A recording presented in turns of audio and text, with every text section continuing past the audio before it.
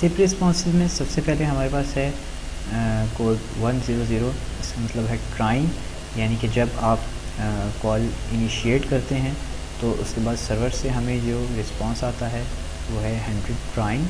इसके अलावा अगर 180 हो तो इसका मतलब होता है रिंगिंग, 200 हो तो इसका मतलब है कि कॉल जो है वो हमारी एक्नॉलेज हो चुकी है और हमें ओके का रिस्पॉन्स आता है। इसी तरह ये 300, 301, 302, 400, 401, 403, 408, 480, 481 और 482 ये डिफरेंट एग्जांपल्स हैं कि कौन कौन से एरर्स हमारे पास आ सकते हैं। इसी तरह सर्वर फेलियर के 500, 600 busy everywhere, 603 decline, 604 does not exist और 606 नॉट एक्सेप्टेबल।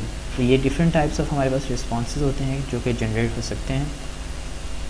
इसके बाद हम बात करते हैं सिप मैसेज की। सिप मैसेज जो है वो 3 पार्ट्स में डिवाइड होता है। सबसे पहले होती है सिप स्टार्ट लाइन, इसके बाद उसका हेडर और उसके बाद message body. Start line basically SIP message की स्टार्ट लाइन है, वो बेसिकली ये डिफ़ाइन कर रही होती है कि ये कि रिक्वेस्ट है या रिस्पॉन्स है और इसके साथ साथ इसका प्रोटोकॉल कौन सा है। तो जो रिक्वेस्ट लाइन होती है उसमें एक URI होता है जो कि इंडिकेट करता है कि ये किस यूज़र ने ये इनिशिएट किया है, और स्टेटस लाइन जो है वो हमें ये बता रही होती है कि ये जो मैसेज है इसका स्टेटस क्या है, आया कि ये एक्नॉलेज हुई है या ये फेलियर हुआ है या और कोई ट्राइंग चल रही है इसके साथ। इसी तरह इसके हेडर्स में सिप हेडर्स, इसमें इसके अंदर सारी इन्फॉर्मेशन स्टोर होती है कि हम एक सिप के अंदर क्या क्या इन्फॉर्मेशन भेज रहे होते हैं। ये बिल्कुल HTTP हेडर्स की तरह होती है और इसका फॉर्मेट जो है वो हम आगे अभी डिस्कस करेंगे।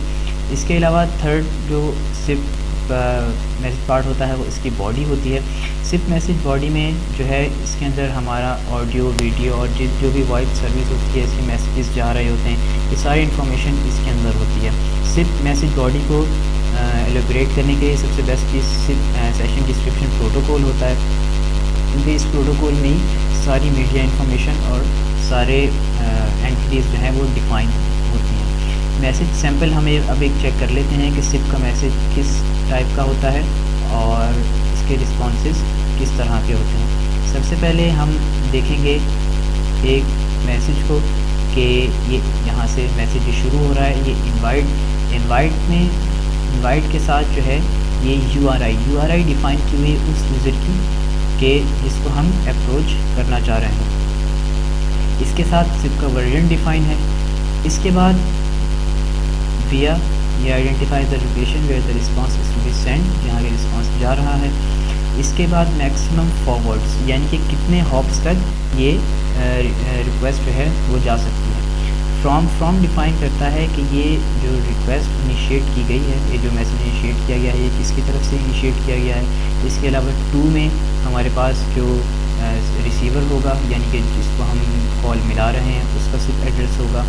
इसके बाद कॉलर आईडी, ये कॉलर आईडी यूनिक होगी, हर कॉल की चेंज होगी। कमांड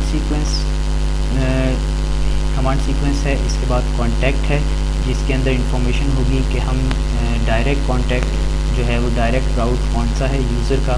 इसके अलावा इसमें सब्जेक्ट है, इसमें हम कोई भी सब्जेक्ट डाल सकते हैं कि हमारी ये कॉल किस लिए है और किस चीज़ पर बेस कर रही है। इसी तरह कंटेंट टाइप, इसी तरह कॉन्टैक्ट लेंथ, इसकी लेंथ कितनी है, इसका वर्जन।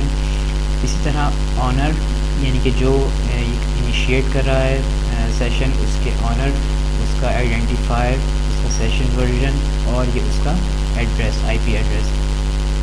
इसी तरह S डिफ़ाइन करता है सेशन का सब्जेक्ट कि एलिस कॉल कर रहा है बॉब को, तो ये कॉल फ्रॉम एलिस इसका सब्जेक्ट हो गया। इस तरह कनेक्शन इन्फॉर्मेशन। और M बेसिकली डिफ़ाइन करता है कि मीडिया कौन सा है, क्या ये ऑडियो कॉल है या वीडियो कॉल है।